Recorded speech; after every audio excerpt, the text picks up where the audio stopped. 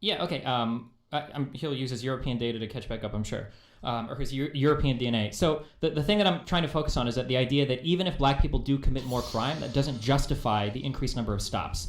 We can hide behind this idea that black people commit more crime all day. Neither me nor Vosh are going to dispute that. That's obviously true, but that's not a slam dunk. The point is whether or not the total amount of extra stops that black people receive compared to white people can be justified based on the extra amount of crime they do, and that's just not borne out anywhere. Again, we can always talk about the high crime that blacks commit or whatever, but it just doesn't explain the massive disproportionate amount of stops that black people receive compared to white people, and they don't have the numbers to justify it.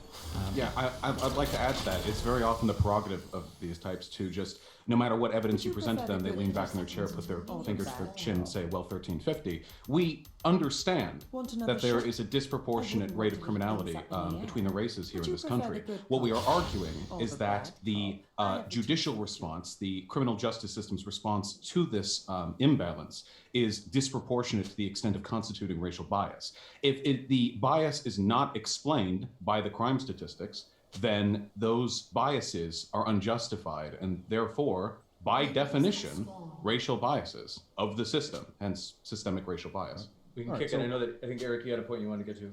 Yeah, well, if 96% of shootings in New York City are committed by blacks and Puerto Ricans and Dominicans, it actually makes absolute sense to check more of those people for guns. I mean, it's just common sense.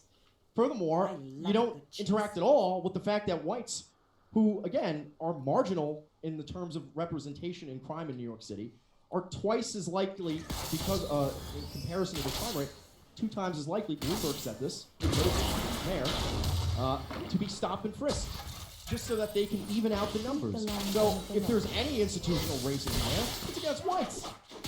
Yeah, and you could even argue that the problem with stop and frisk was it wasn't stopping enough black people and enough Hispanics and Dominicans, etc.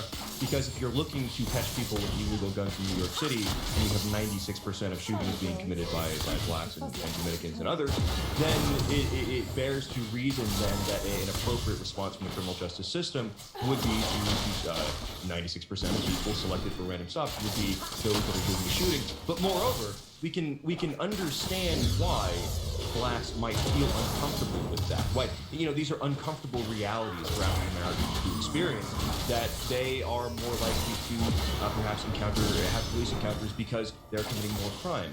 They're more likely to be sentenced more harshly because they're more likely to have prior convictions. Right? So all of these things lead to them feeling uncomfortable.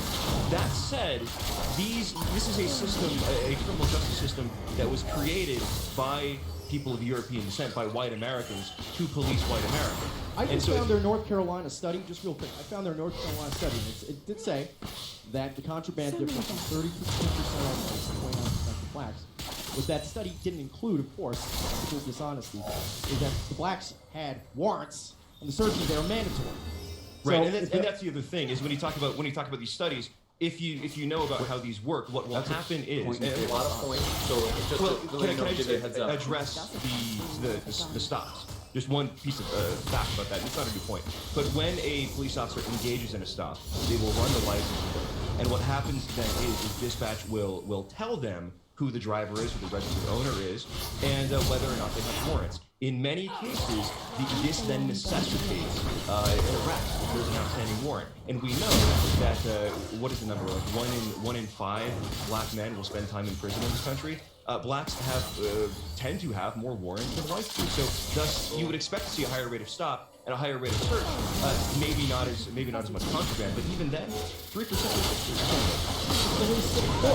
Let's take it back over to the a lot, and very few of them are relevant. So first of all, I took a look at the 2019 New York City shootings by race statistics that you just cited, and it seems like from what I'm looking at, the arrest rates correspond proportionally almost exactly to the rate of victim suspects. Meaning that, at least in the case of shootings in this city during this year, there seems to be a relatively proportional rate of arrests to crimes committed. I don't know how exactly this is evidence of some sort of anti-white bias. In fact, I don't know how this is relevant at all to what we were talking about. But yeah, additionally, with regards to the pullover study that you just looked at, you accused us of dishonesty for not mentioning the fact that warrants were a part. Of course, warrants are a part of decision making with regards to searching vehicles that are pulled over. But the fact that there are more warrants proportionally on black people is in support of our argument, because less black people proportionally had contraband in their cars, meaning that even with the distortion that you allege, by the way, I don't know if you're aware of the extent to which that actually influenced the available data, there was still a disproportionate rate of searches to contraband found. Right, Destiny, was there anything in particular you wanted to Yeah, note there? I guess one of the really disappointing things about these conversations, and I already see where it's going to go, is that typically if you don't have an actual data set to back up your argument, we start reaching to random data. So for instance, for the specific question of, and it's funny because you're even centering on New York City, this is your slam dunk argument. So what I would expect to see from you guys if stop and frisk was effective is some sort of data showing that, oh, well, once police implemented stop and frisk, either number of violent homicides brought by firearm decreased, or once they implemented stop and frisk, they were able to procure far more firearms than were before. There's a reason why you guys don't have that data. It's because this is a bullshit argument. You can vaguely mention the crime rates of black people in New York City, but that's not really supporting any argument whatsoever. If you want to defend stop and frisk, I would love to see some data that points to stop and frisk being a good program. Initially I was more sympathetic towards it because black people commit more crime, maybe it makes sense to pull them over in some areas. But one of the big reasons why stop and frisk just kind of fell out of favor is because it just didn't work that well. It just didn't really turn up that many more firearms in New York City. But one very important point I need to make about the warrants and people being pulled over is when someone is pulled over and they have a warrant, this will necessitate an arrest. In almost every case, will necessitate an arrest, which then necessitates a search. So let's say we have two examples, right? We have a black person being pulled over who has a warrant, and a white person being pulled over whose car smells of marijuana. Now, the white person who's being pulled over whose car smells of marijuana, this will be a reason for a search. A police officer will search their vehicle, and then contraband will turn up. Now, every black person with a warrant is not driving around with contraband. So the idea that they're being arrested for the contraband, this is a misrepresentation of the data. Now, again, it actually is shocking that 29% of searches of black drivers turned up contraband, because many of these were not predicated. The probable cause for the search was not identifiable smell of drugs or visible drug paraphernalia. These were all probable causes. These were warrant searches. Do you have any data on how many of those searches were initiated by police? Do you? No, I don't, but I'm not making the claim. No, but we do have the data available that there are more outstanding warrants, or there's a disproportionate amount of outstanding warrants for Blacks don't go to court. That's the thing. I'm sorry, regarding this data set, did you just imagine a correlative factor that you imagine disproves the data? Yep. Or do you actually have any evidence? Are you really going to say Let that North me Carolina, actually- there's not a disproportionate amount of Let me check warrants Destiny over over whites? here, because Destiny just straight up lied about stop and frisk. What did I straight up lie about? He confidently lies. So we got the data here from New York City, the homicide rate before stop and frisk. Homicide rate was 31 per 100,000 in 1991. After Giuliani implemented broken windows policing and stop and frisk. This is something that everyone knows that New York is more dangerous. I love the fact that you're Hold on, citing let me the fucking highest finish. crime Let rate me in finish. U.S. history in Mute him, 91. Go for it, Mute dude. him, We'll come right Mute back to you, him, because he always does this when he's losing. Hey, So don't here's be the so mad. 19. Promise Here's we'll the come right here's, back to you, Destiny. here's the 1991. 31 homicides per 100,000. 2013 of Bloomberg's last year's mayor with stop and frisk. 3.3 per 100,000 homicides. Okay, that's a massive drop. Okay, from fucking 31 homicides per 100,000 to 3.3 per 100,000. That's post and after. That's before and after. So, why? do you have evidence that this is broken with a policing policy, or does that correlate to a general downward trend of violence? Well, even across the board. The 90s were the most violent point in all of U.S. history. I could literally point to any spurious correlation that I want and say, well, the reason actually was because I was born in 88 and I was the savior of the U.S. and everybody looked to me and stopped committing violent crime. You could see 3 years after my birth that happened. Stop and frisk. You notice how the older I get, the less violent crime there is in America? I don't know. Is that another correlation that we should be concerned about? We can be silly, or we can look at the nationwide We can look rate at the decrease data, in yeah. crime, and I think the nationwide decrease in crime, and correct me if I'm wrong, but this was around 30% or a 30 to 40% drop in violent crime nationwide, which is superseded by that 90% drop, as Striker just pointed out. So yeah, we do have evidence here. So you're looking at an outlier. 1991 New York City was literally like, have you seen Escape from Well, New that's York? what like Snake Destiny Plissken? questioned me on. That's what Destiny. Well, actually, I think He was talking about did evidence the, for did the broken windows homicide policing in rate in New York general. City drop? The answer is yes. Not Okay, drop. Did it that's drop due to yes, it stop did. and frisk? Wait, have you done Now- research for any conversation Now, ever? nationwide falls in crime is frankly the criminal justice bill that's always talked. You know, Trump was always attacking Biden for supporting the criminal justice bill, where Hillary Clinton and the Democrats called blacks predators and so on. They basically just put all these black people in prison. That's why the crime rate. We're pivoting a little You bit. want to let them out. Okay? That's another reason why the crime rate nationwide went up. They just put all black people in prison. Slight pivot. Yeah, there you go. Anyway. Yeah, so as we were saying, New York City in 1991 was about as much of an outlier as you could possibly get when it comes to the murder rate in this country. So to take that one specific country and then all of the dozens and dozens of policies that it's implemented over the past few decades to mitigate that crime rate and go like, oh, well, broken windows policing, in spite of the fact that there was a gigantic nationwide drop in violent crime, and broken windows policing has been implemented in other countries, in other cities, and has not been found to have those same positive effects, really doesn't speak to the strength of your argument. I would argue that New York City was in a uniquely bad place, and it fixed itself in a number of ways. Some of those ways were more effective than others. And none of those ways, just because you're saying so, involve stop and frisk or broken windows policing. All right. None of But it. again, we can None look of it at had the anything to nationwide do. The fall in crime in New York City had nothing to do with the police or a change of police tactics. That's what you're saying. Well, if No, it did, wait, you wait, should show. You should demonstrate that. Demonstrate that. We'd love to read something We about can. it. We can. If I can finish this, we can demonstrate that. And look at the nationwide decrease in violent crime compared to New York's decrease in violent crime. What was happening nationwide? There was no nationwide stop and frisk. What was the decrease in violent crime very seriously? They were profiling accurately, relatively accurately, those that were likely to commit violent crime. And so the crime rate went down. The homicide rate went down. I don't know, and you're saying New York fixed itself. I mean, come on. You want to demand evidence for, do we have evidence for stop and frisk having any effect? Well, this is one of the most preeminent policies pursued in New York, and it led to a decrease in violent crime that beat the national average. So that seems to be compelling evidence right there. If Right, it well, was, here's- then you should have oh, a study sorry. for it. Like, that's so easy. Like, if you're going to say that, like, oh, well, stop and frisk definitely led to a decrease in violent crime, why are you comparing... No, Stats for you in the These chat. aren't... It's, I mean, so we're let's hear from Destiny. yeah, so we're past freshman level of high school in terms of argument. You just throw a stat out, right? Like, generally when people do studies, they will do a comprehensive analysis of all the tactics implemented by a certain department. They might go county by county. They might have control cities that they'll compare New York City to look at a variety of different policies to see how they impacted the crime. Not just like, well, here's one stat and it went down, dummy. I'm right. Like, come on. Like, this should be simple. This is the easiest part of the conversation. Literally correlation, causation, conflation right here. But I found a study. I'll help you out a little bit. So here's a study on factors which can be attributed to the decrease in crime over the 1990s. And there's a segment for factors which do not seem to decrease to the criminal rate in this country, entitled Better Policing Strategies. It ends with, thus, while the impact of policing strategies on crime is an issue in which reasonable people might disagree on given the lack of hard evidence,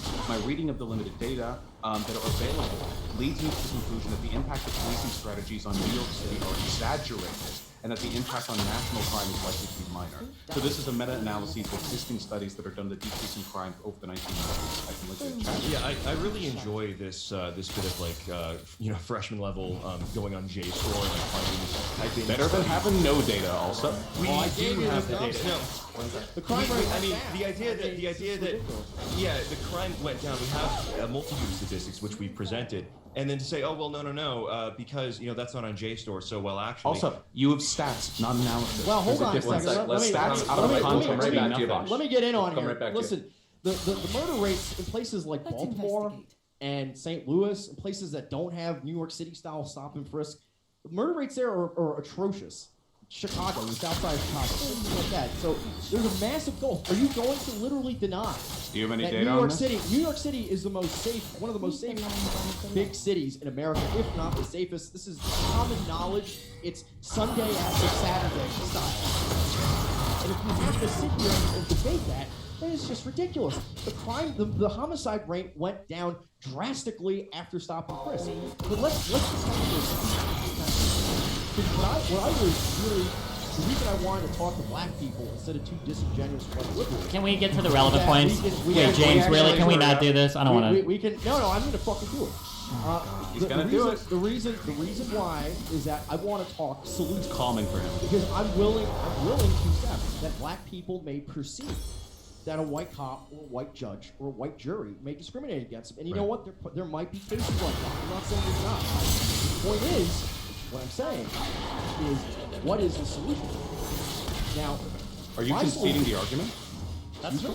No, So you what agree he's that there is saying- criminal justice What he's bias saying, against? there may be a perception. No, that's no, what I no. said in the opening. There may I'm be a speaking- perception among blacks. There may be a perception among blacks. Ah. They're being treated unfairly because they look at a white judge, they look at a white prosecutor and say, well, 1 + 1 = 2. I'm going to jail not because I smothered that toddler like Reese Bowman was this 8-month-old who was smothered by a You black make caretaker. fun of that let line me- of thought. Wait, let you me- make let fun me of that line of finish. thought, but that's No one's making ironically what fun. you're doing. Well, let's get back to the main point. Yeah, We'll can go I back. just finish this? Yeah, about black Is people. Right, is that they may have a perception they're being treated unfairly, but that's not the case. So the problem that presents itself to us is how do we address this nationwide problem where 15% of the population or so feels like they can never get a fair shake in the system? Can we even build a system where everyone is governed by the same law and criminal justice system? What Stryker and I will argue is that the diversity and integration is not working because you will always have these perceptions of unfairness, as wrong as they may be, statistically wrong as they may be. So what do we do with that? Well, the first thing we have to do is real quick. I'm sorry, just real quick, and then you go. Go for it. The first thing we have to do is we have to figure out the first step to solving any problem that you learn in any stage of your life is to identify the problem. So if they have a perception that they're being untreated or that they're being treated unfairly, but they're not actually being treated unfairly, well, then the solution is going to be a hell of a lot different than if they are actually being treated unfairly. So I don't know why we're trying to skip over that part of determining descriptively whether they are or not being treated unfairly. I think that's really important before we move on to some weird conversation about black people not being able to live alongside white people or something. I think it's good to identify whether or not they are being treated unfairly. So just curious, so if we're just going to do the stats game or whatever, because we don't actually know the difference between citing 1 and 2 numbers versus an actual study done by educated people in the field, I've linked something in the Zoom group chat. So you can see that the biggest fall or decline in murder rate, right, after 2009 is actually coinciding with a huge fall in stop and frisk. And that the massive rise in stop and frisk from the early 2000s didn't really seem like it was correlated with the decrease in violent crime. Can you explain here, if stop and frisk is supposed to be lowering violent crime, why these numbers would be like anti-corollary like this? Yes. I'd like to add to that really quickly, if I may. And it would be very much appreciated if you would actually stick to the point and not go to this weird ancillary conspiracy bullshit about white civilization. I don't know why you're making fun of your perceived belief of how black people perceive the criminal justice system. You're making fun of them for what you consider to be an intuitive judgment when all you've been giving us is intuitive judgment. Well, look at Baltimore. Thank you for clarifying the black point of view. Look at these cities. There's crime there. There's black people. What more do you need to know? It's common sense. It's not surprising to me that you balk when provided actual studies from actual people who actually have the education to I analyze can data. explain there's a black Like the data that was just provided to you, I I'm going to guess. explain the data real quick. Black people are leaving New York City because they're getting priced out. Black population in one decade has dropped by 23%. Does that make sense? We're just leaving. They're moving to other So I like how we've moved completely from stop and frisk to, well, now it's because they're leaving. This is why studies are important, guys, No, instead of just it's looking at like 1 or 2 the numbers. reason Because now if we why say, well, actually, it didn't drop it's as the same percentage, you're going to throw up another one. Well, actually, that was when BETV stopped showing like as much violent program. Well, actually, that was because of blah, blah, blah. Like, this is why we Have you need... been to Harlem lately? This is why we need... It full of doesn't, white people it now. doesn't matter. Why did you just Bush lie, was- Stryker? In 1990, the black population in New York City was 98.7%. In 2010, it's 25.5%. That's a 3 percentage point drop. You're saying that's going to account for I the will massive... link you a demographic study from a black website. I don't care where Oh, it you don't comes care from. about it? Okay, here it is. No, I just care about how Black accurate the people data are is. leaving- Are you suggesting blacks Alright. don't have the authority to speak on these topics? I Yeah. think the person Of who course has they the don't. best They're idea fucking should have white the liberals, authority. just like Hey, listen, Malcolm X. hey, listen. Alright. As a Wait, white I'm guy- sorry, wait. Whoa, If you- Alright, topic. As a white guy who appreciates the importance of empiricism, I would not want either of you motherfuckers speaking for me anywhere. So no, I do not think that race is actually the determining characteristic for whether or not data You don't is speak correct. for you. Yeah, and also, let's be real. If you claim to speak on behalf of Europeans, I mean, we might as well be speaking on behalf of black people. Come on, Stryker, let's be real, dude. My brother Destiny over here. Kick it over to Europeans James and- and Eric and now. whites So and you all. we'll give a minute or two to just to be sure. Hold on, just to be sure there's order. We'll kick it over to Eric and James to give responses. Yeah, Striker, if you want to finish what you're saying. 2000, what I was saying, black population, 2010, 22%. Wait, from what year to what year? I actually missed that. It's in the chat. So black people are leaving the city because they're getting priced out. You know who's pricing them out? It's people like you and Destiny who are gentrifying all these neighborhoods that they live in. Harlem is full of whites now. Harlem is full of white people. No, he's right there. I've got liberals. 4 homes in Harlem right now that I exclusively lease out to white Well, families. I think it is. People that Are think you like denying you. that it's important? If we're going to talk about the amount of black people in the city, the amount of black people isn't relevant? Is that a suggestion? Because I think it's actually very relevant. No, okay, the problem is that you guys haven't found an actual analysis. You're just throwing it right at numbers. First of all, I like that you start citing crime from '91, ignoring the fact that Stop and Frisk didn't start until like fucking 2002. Okay, so firstly, that's funny. Okay, you go back to the most violent point in history, and then you try to draw a line between then and now, in times when Stop and Frisk wasn't even implemented. And then instead of actually like having an actual analysis, like actual like paper or something, and using a lot of variables, you're just like trying to throw like 2 or 3 stats here. Like we've got like monocausal things going on here. It's so stupid. Likewise, they're trying to use a population drop in black people in New York City from 2010 to present day, as though that explains a crime change that took From place in the 91. 1990s. Yeah. Do you realize like you could have done some research beforehand? Maybe found a couple of 1990. things. Oh, listen.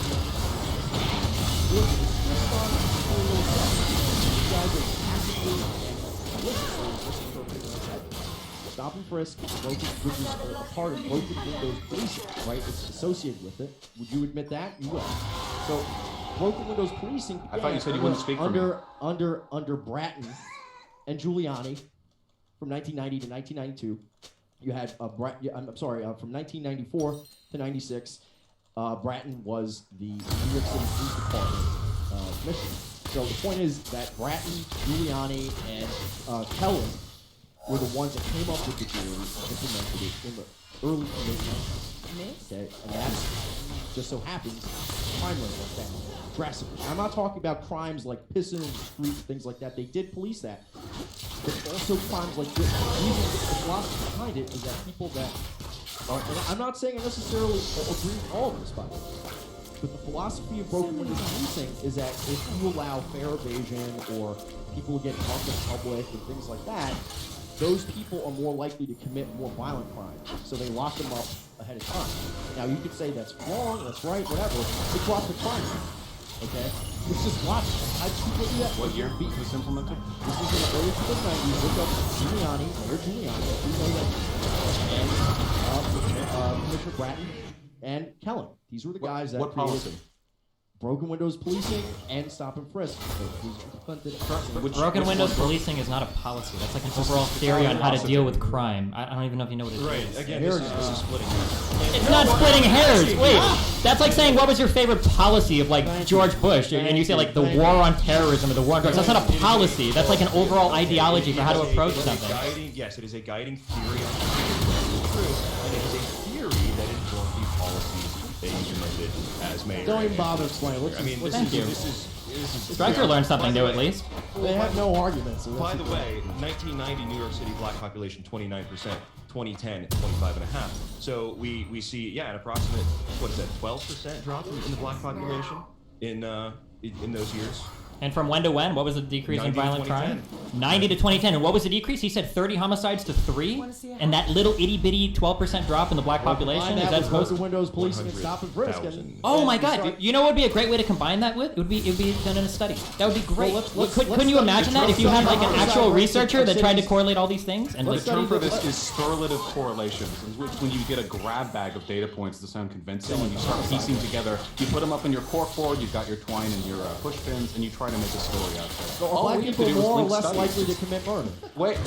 What does that have to do with anything? Remember earlier when I That's said very that pertinent all to the you fact that types the do crime rate is... went down when more black people were policed. Remember murder. how I said earlier that when you guys are confronted with data more complicated than you're capable of understanding, you lean back and here we say, go, here we go. The data 1350. Hey, wait, really quickly. Wait. I want to actually get this back on track really quickly, if I may. I hope you don't mind. Because we've been, I guess, arguing over your inability to understand data for a little while now. We got to maybe 3 guys of 40 are splitting studies. Hold up. Whoa. I agree. We are. I agree.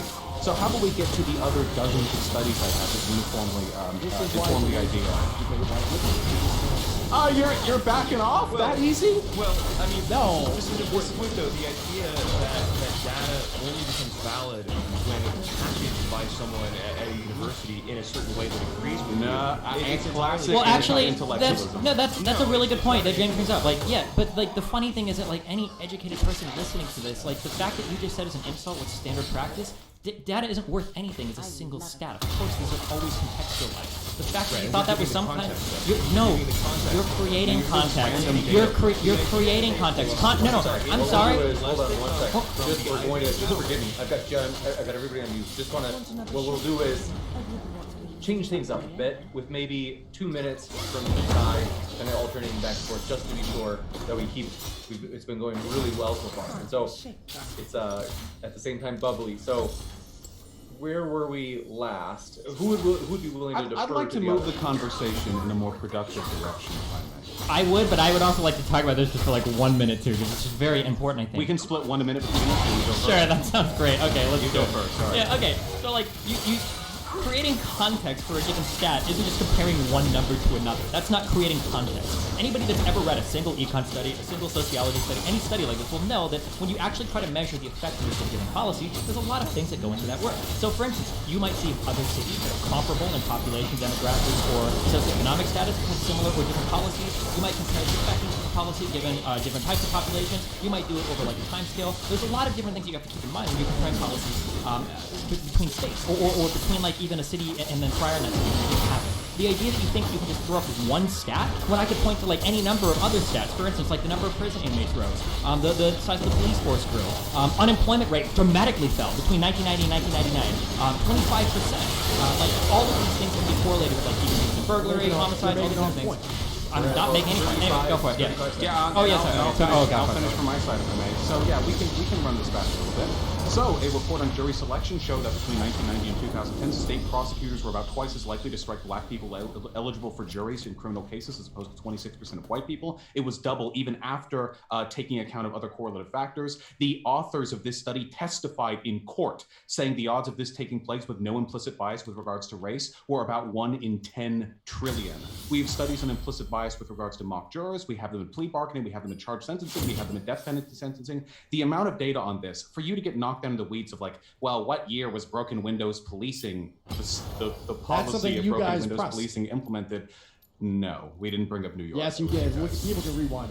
They can rewind. You guys started with New York City. The point. We'll switch it. Why were those black jurors struck? Well, yeah, I'd like to make a That point was about a minute. See 25. why? Hold on Find a second. study. Gentlemen. All right. Well, that was a minute 25 from Destiny Bosch. We'll give the same to Eric and James. Yeah, Striker, just real quick. The reason why jurors will be struck as part of the voir dire process is prior convictions, right? And so if you have prior Accounted for. convictions, Accounted if you for. have prior convictions, then you Accounted will for. be struck. Hold on. Hold on. Sorry. No, not you, Bosch. Oh, okay. Let Clear him it go, up Bosch. so he knows I where want to to go hear from this. Yeah, and also, I mean, this analysis is only focusing on white jurors. I would like to see a similar study, as you apparently have a wealth of them, on black jurors, and whether or not black jurors have biases towards whites. And this gets to the bigger point here, is that you may be able to find some whites or some blacks that have implicit biases towards each other. This is not borne out in the way the system treats people, for sure. But I mean, the point being, the idea that blacks cannot be biased against whites, I would disagree with Nobody. that. No. Wait, I never mentioned the race of One the sec. people who They struck still, the they still got about jurors. 30. Still got about 30 seconds. Let the European go. Yeah. If you Well, want. here's the thing. The concept of a Bronx jury is very well known. It's an implicitly and explicitly biased black jury. Not to mention the fact that jurors, like James said, are often struck because they have criminal records or they have some other issue going on. So, I mean, all these questions always beg the question, why? Why are blacks treated slightly differently than whites? Why are they more likely to get struck in the jury? Why are they more likely to be stopped and arrested? And the question, and the answer where we disagree, we both agree on the fact that blacks are more likely to commit murder. I mean, I'm sure you guys already agree to that. So the question is then... About time. Yeah, so the question is... And time. I'd love to respond. So again, that was accounted for. I never mentioned the race of the people striking the eligible jurors. And additionally, I love the fact that whenever presented with data you're unfamiliar with, you don't know anything about this study. You don't know any of its control variables, when it was conducted, how it was conducted, the selection size, the sample rate, the p-hat. You don't know anything about it. But you're like, well, something has to account for that bias. It can't be racism. Maybe there were oh, wait, we accounted for priors. Maybe they smelled worse. You would go to anything. And this is the reason why we get to point to studies and you get to point to out of context You data. can cross-reference. Because it is very easy. Are blacks more likely to be felons? The answer is yes. That has, wait. I think that's a really important, that has literally nothing to do With getting struck with from the a study jury? that I Absolutely cited. it does. No, that's accounted for. That's called racism. Or what if you're trying to say that like a jury is more likely to be biased against Yeah. a black person because they commit more crimes sorry, and based on the color of skin? yeah, Yeah, I'm that's literally misinterpreting racism. You're just If you're- justifying if you're- racism. If you're saying, well, those black jurors were more likely to have been criminals, that's accounted for. Wait. If you're saying, well, they were more likely to have been struck because the person doing the striking believes they're criminals, Because they're black. that's literally racism you're So defending. we agree with each other then. That's fine. Go ahead and take it. Yeah, you're just pro-racism and we're anti-racism. Yeah. We're not arguing over whether Go it ahead. exists, just Go- whether or not go it's ahead. good. It's about a minute 20, so we'll kick it over to James and Eric for a minute 20. Yeah, I mean, the idea, though, that the jury selection in and of itself can it be looked at to explain the disproportionate sentencing? I've got data on that too. One sec. Data. Sorry. No. The idea, no, but the idea that the jury selection in this very specific case. Where was this study conducted, by the way? Let's find out. Michigan State University College of Law. Let's find the population. You can keep talking while I find the population. Yeah, sure. So the idea that this is an explainer of a racism in the criminal justice system. I mean, this.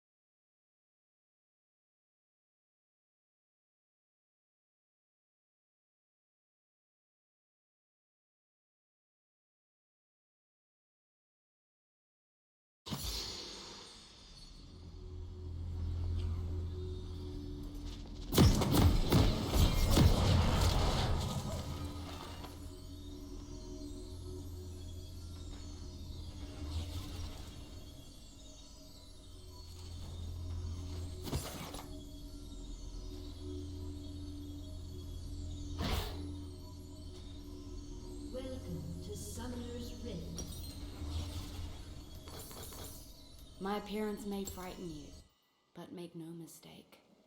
I am on your 30 side. seconds until and we minions fight fall. to the bitter end.